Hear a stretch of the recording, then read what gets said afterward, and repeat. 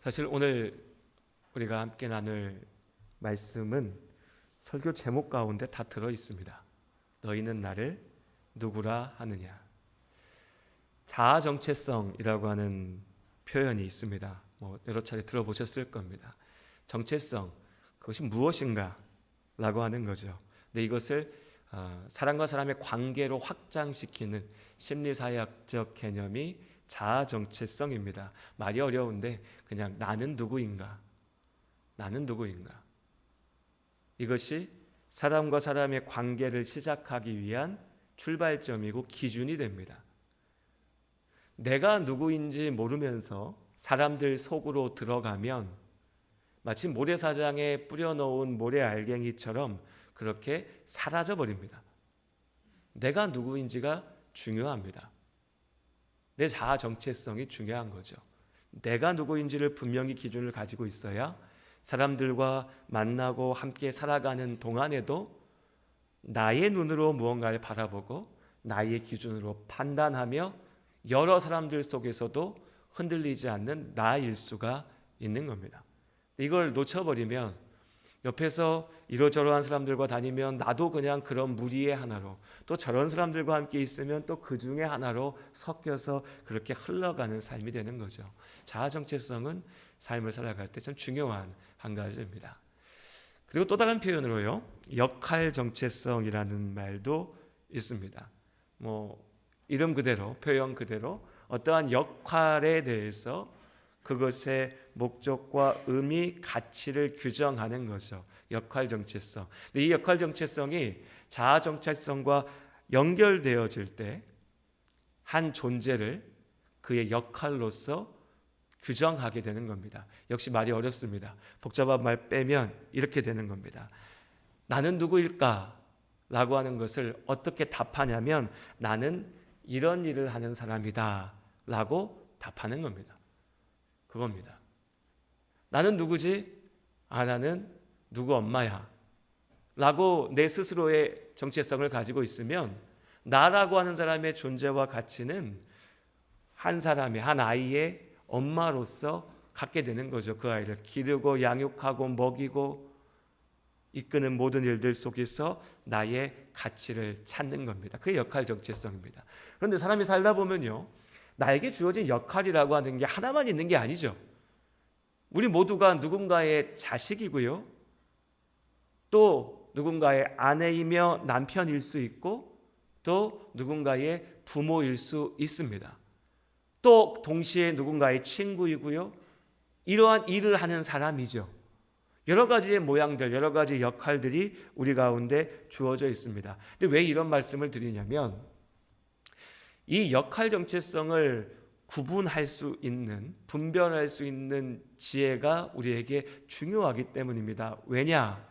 우리는요, 사람을 대할 때 저 사람이 누구야? 라고 규정한 대로 그 사람을 대하기 때문입니다.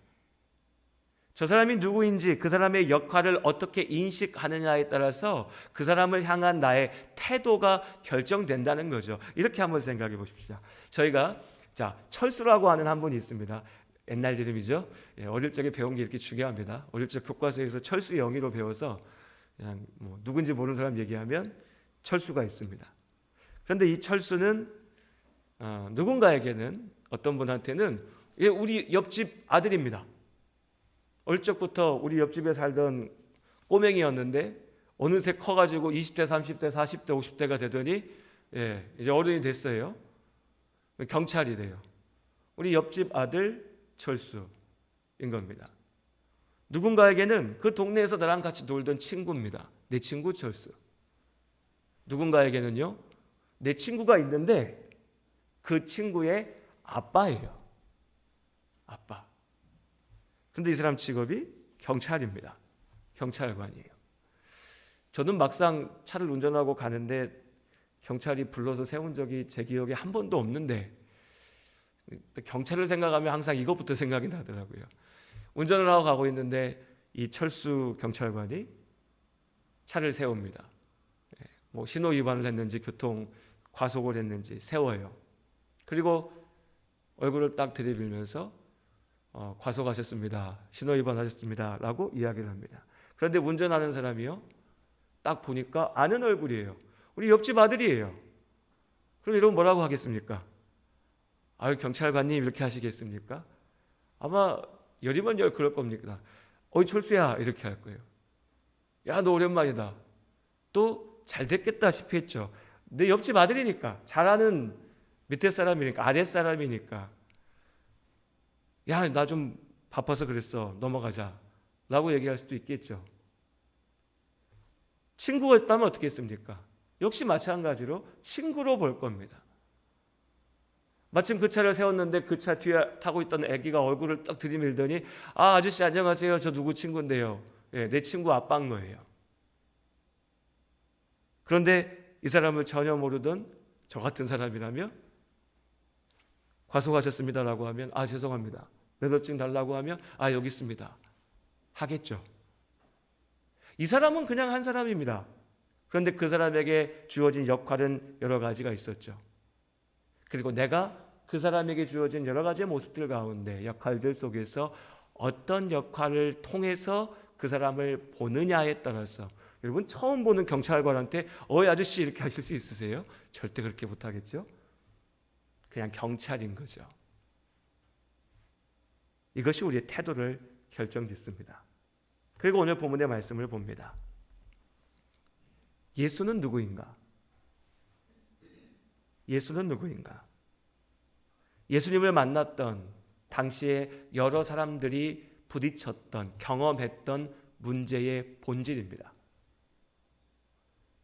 예수님의 형제 자매들도, 예수님과 한 동네에 살았던 친구들도, 그 동네 어른들도, 건너 마을에 살아서 사람들을 통해서 예수에 대해서 듣게 되고 알게 됐던 사람들도, 그리고 저 멀리 살았기 때문에 나는 예수가 누군지 모르지만 내 나름의 기준들을 가지고서 그 예수라고 하는 사람을 판단했던 많은 사람들, 그들은 저마다 다른 예수를 바라보았고, 그 결과로서 저마다 예수님에 대해서 서로 다른 태도를 가지고서 나아갔습니다.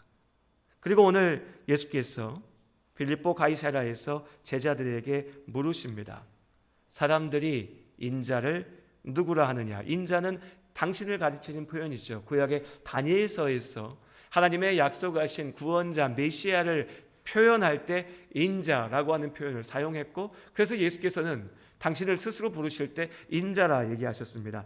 바꿔 얘기하면 이겁니다. 사람들이 나를 누구라고 하느냐? 당신도 아셨던 겁니다. 나를 아는 많은 사람들. 이때 예수는 요즘으로 표현하면 뭐라고 하나요? 인플루언서, 스타였습니다. 옛날 표현으로 스타. 세상 사람들이 다 이름을 아는 사람, 그 사람의 이름을 한 번쯤 들어봤던 그런 존재였습니다. 그러나 저마다 다른 예수를 보고 있었죠. 그래서 예수께서 물으신 겁니다. 사람들이 나를 누구라고 하느냐? 어찌 생각하면요, 여러분, 참 슬픈 질문입니다. 예수께서 이 땅에 오시고 주의 복음을 선포하기 시작한 지 이제 시간이 좀 지났습니다. 예수님께서 하시는 일들을 사람들이 보았습니다. 예수께서 선포하시는 말씀들을 들었죠.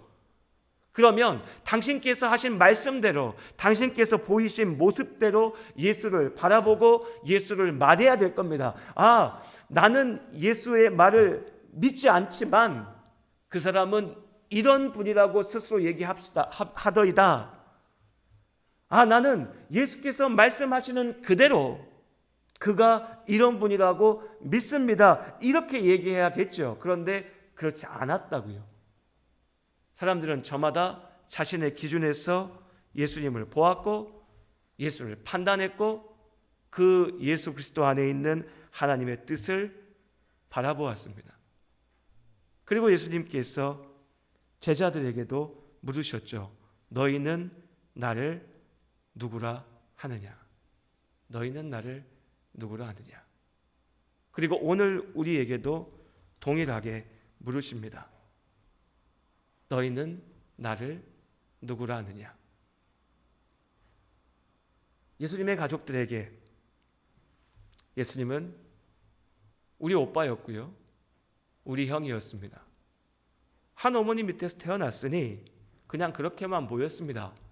그래서 그 예수님이 하나님 나라의 복음을 선포하시고 하나님의 일을 이루신다라고 나섰을 때 가서 말린 것이 바로 이 가족들이었습니다. 무슨 소리 하고 있냐?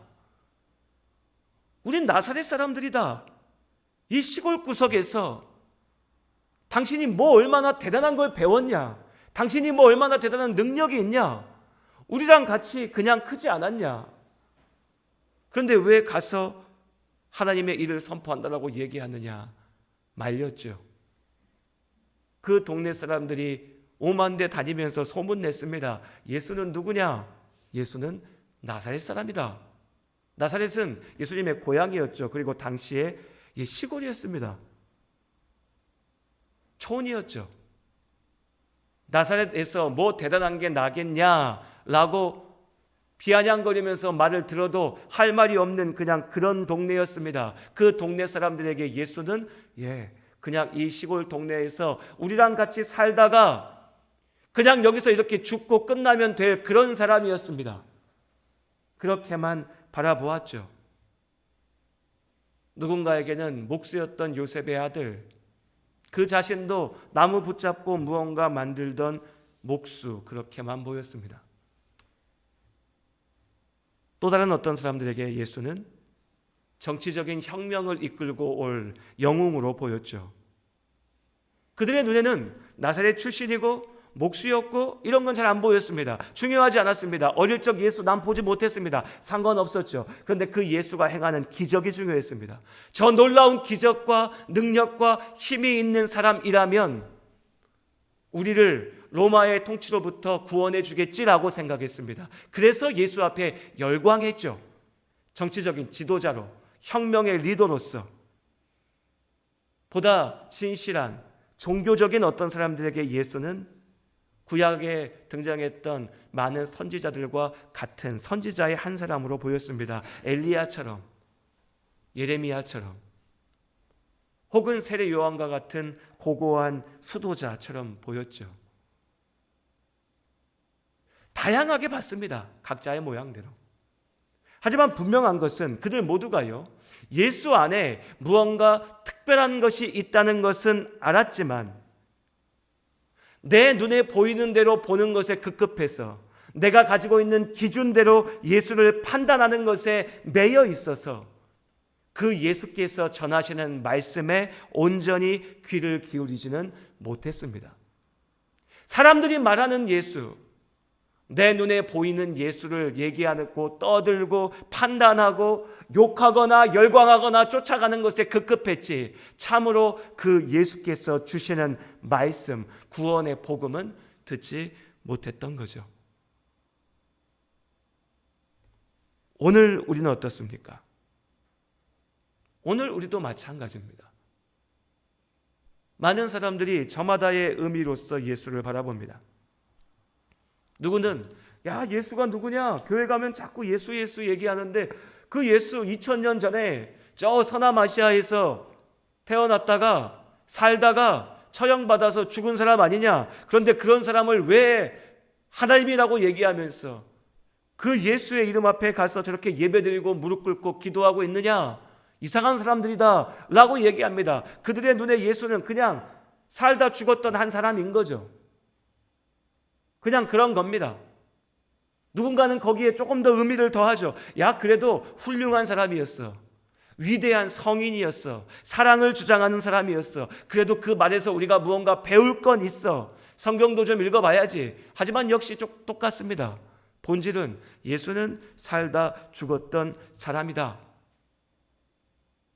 누군가는요, 야, 교회 가서 기도했더니 저 사람이 사업이 저렇게 잘 됐어. 저 집에 아파서 죽어가던 사람이 있었는데 교회 가서 기도하니까 그 병이 나았어. 나도 교회 가서 기도하면, 나도 예수의 이름 붙잡고 무언가 하면, 나도 별로 효과도 없는 것 같은 부적들 싹 떼버리고 교회 가는 사람들이 하는 것처럼 십자가 벽에 붙여놓고 있으면 나도 뭔가 잘 되고 우리 집도 뭔가 잘 풀리고 능력 있는 신으로서 나를 지켜줄 거야. 그들에게 예수는 무당이 얘기하는 여러 신들 중에서 가장 힘센 신, 나를 위해서 무언가 해줄 수 있는 어떤 신일 수 있습니다. 그렇게 예수 그리스도를 바라보는 거죠. 누군가는 내 마음의 위안을 얻는 피난처로, 평안한 휴식처로 교회를 예수님의 앞으로 나오기도 합니다. 저마다의 눈으로 예수를 바라봅니다. 그리고 그들에게 예수께서 물으시는 겁니다. 너는 나를 누구라 하느냐? 제자들에게 이 질문이 던져졌을 때 베드로가 나서서 답했습니다. 우리 16절 말씀 같이 한번 읽어볼까요? 함께 16절의 말씀을 읽습니다. 시몬 베드로가 대답하여 이르되 주는 그리스도시요 살아계신 하나님의 아들이시니이다. 주는 그리스도시요 살아계신 하나님의 아들이십니다. 그리스도, 예수는 그리스도다. 그리스도는 헬라어, 이 당시에 요즘 영어처럼 사용되었던 국제 공용어 같은 역할을 했었습니다. 그리스도. 그리스도는 히브리어, 구약 성경의 이스라엘 사람들의 원래 말로 메시아를 바꾸어 놓은 겁니다. 메시아라고 하는 말을 번역해 놓은 게 그리스도였습니다. 메시아의 뜻을 아는 게 더 중요하겠죠. 메시아는 기름 부음 받은 자입니다. 기름 부음 받은 자. 그러면 구약 시대에 누가 기름 부음을 받았나? 말 그대로 사람의 머리 위에 기름을 붓는 겁니다. 우리 세례할 때 물로 붓는 것처럼. 누가 기름 부음을 받았나라고 구약의 성경을 쭉 보면요, 세 사람, 표현을 정확히 해야겠죠. 세 가지 역할을 담당한 사람들에게 기름을 부었습니다.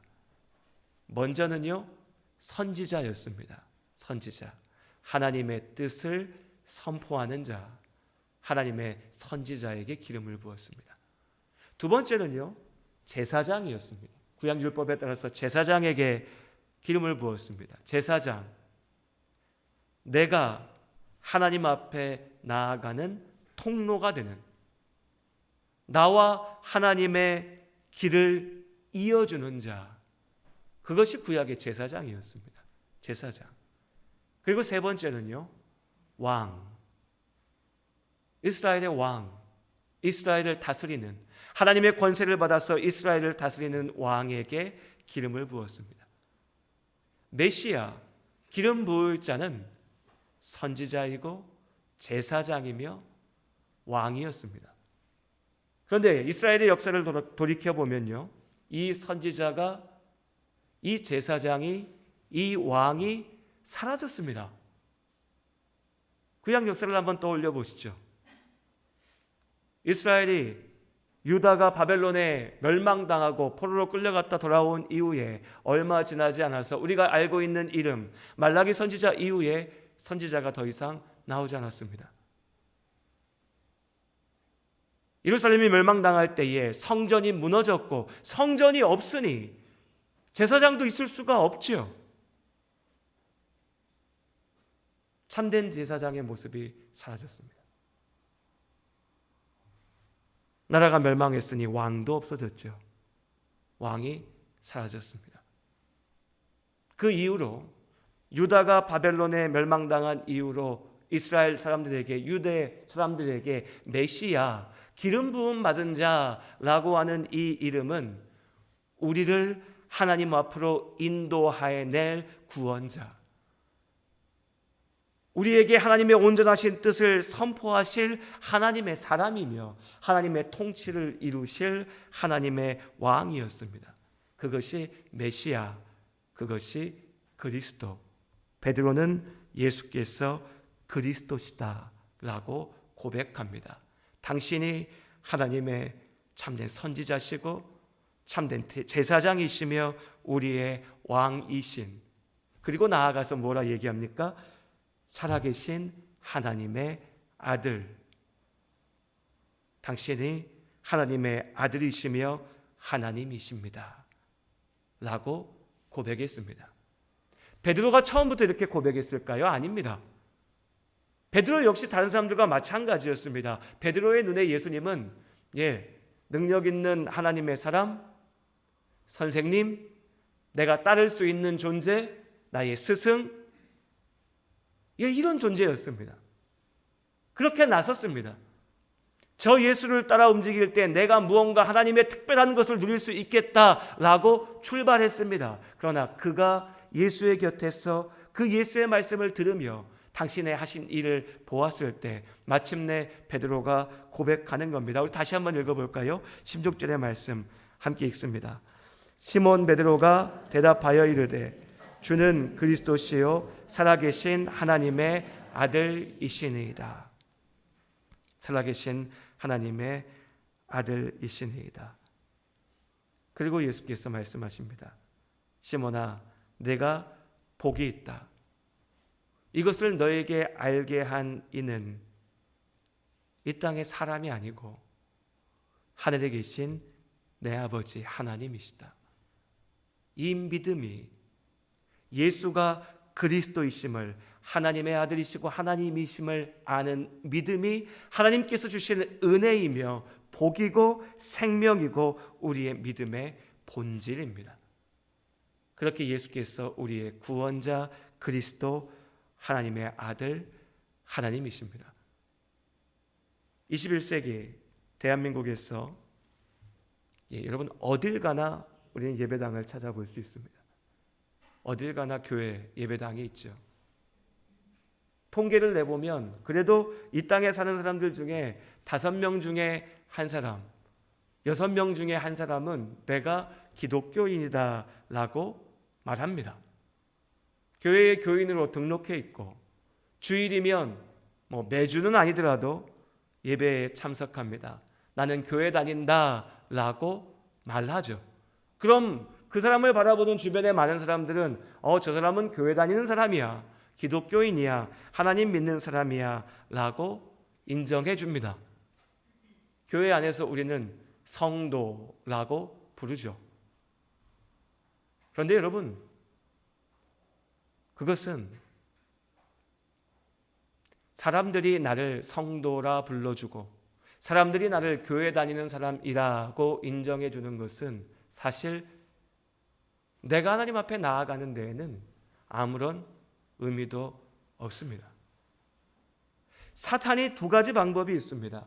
하나님 앞에 나아가는 것을 가로막는 2가지 방법. 하나는요, 교회로 가는 길목 자체를 막는 겁니다. 교회 못 가게 하는 겁니다. 어떻게 해요? 교회를 못 세우게 하는 거죠. 지금도 북쪽에 있는 우리와 똑같은 민족의 사람들이 경험하고 있듯이 예배당이 없어요. 예배를 드리고 싶어도 예배당이 없습니다. 하나님을 알고 싶지만 하나님의 말씀을 선포하는 사람이 없습니다. 그걸 막는 겁니다. 예수의 이름을 말하면 죽이는 거죠. 교회 간다는 이유로 욕을 먹고 핍박받습니다. 목숨을 걸어야 됩니다. 교회 못 갑니다. 예수를 믿지 못하죠. 사탄이 그렇게 길을 막습니다. 그런데 오늘 우리에게 주어진 상황은 그건 아닌 것 같습니다. 오늘 우리는 누구라도 편안하게 예배당에 교회에 올 수 있으니까요. 그럼 오늘 우리를 가로막는 사탄의 방법은 무엇입니까? 교회 안에 있지만 너무나 편안한 공동체 속에 있지만 더 이상 예수를 그리스도라 부르지 않는 겁니다. 예수를 구원자라 믿지 않는 거죠. 정확히 얘기하면요, 입으로는 그리스도라고 부르고 말로 내가 예수를 구원자로 믿습니다 라고 고백도 하지만, 그렇게 기도도 하고 예배도 드리지만 내 마음의 중심에 예수께서 하신 말씀을 듣지 않고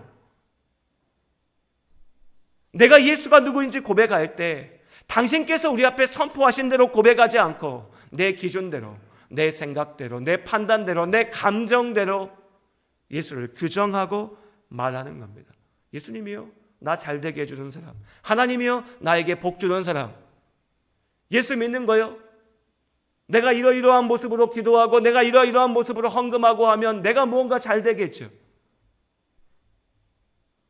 내 생각대로, 내 기준대로 그냥 그렇게 적당히 넘어가면서 오늘 이 질문에 너희는 나를 누구라 하느냐? 라고 하는 질문에 우리는 제대로 대답하지 않습니다. 그래서 오늘 말씀 가운데 설교를 시작하면서 우리 성도님들께 드렸던 말씀대로 오늘 설교는 딱 이 한 가지 질문을 좀 더 진지하게 스스로 던져보기 위한 설명들이었습니다. 여러분, 예수를 누구라 믿으십니까? 나에게 예수는 누구인가? 그리고 이 질문이 중요한 이유는 우리가 교리적으로 이것을 알고 시험 보고 답하기 위해서가 아니라 이것이 예수님을 향한 나의 태도를 결정짓기 때문입니다. 이것이 하나님 앞에 나아가는 나의 자세를 결정짓기 때문입니다. 예수가 살아계신 하나님의 아들이시며 나의 하나님이실 때 우리의 예배는 달라질 수밖에 없습니다. 오직 예수 그리스도께서 나의 왕이심을 내가 믿음으로 고백할 때 그 왕 되신 예수 앞에 서는 나의 태도는 달라질 수밖에 없다고요. 나의 생명이 오직 예수 그리스도를 통하여 세워질 수 있음을, 내가 예수 안에서 살 수 있음을 고백할 때 우리는 세상의 다른 것들을 쫓아서 나아가기 위해서 이 예수 그리스도 앞에 서는 시간을, 예수님의 말씀대로 사는 삶을, 그 생명을 절대 포기할 수가 없습니다. 그래서 사실 여러분, 이 질문 앞에 우리가 제대로 답하지 않고 있다라고 말씀드렸지만 사실 우리는 이 질문 앞에 매 순간마다 답하고 있습니다. 말로 하고 있지는 않죠. 사람들에게 하고 있지는 않습니다. 하지만 하나님 앞에 우리는 답하고 있습니다. 너희는 나를 누구라 하느냐? 베드로와 같이 주가 그리스도시요 살아계신 하나님의 아들이십니다. 참으로 고백할 수 있는, 그렇게 하나님 앞에 나아갈 수 있는 우리들이기를 원합니다. 너희는 나를 누구라 하느냐? 이 한 가지 질문 이번 한 주 동안 꼭 잊지 마시고 기도의 제목으로 삼으시고 기억하시며 하나님 앞에 답하시기 바랍니다. 기도하시겠습니다. 하나님,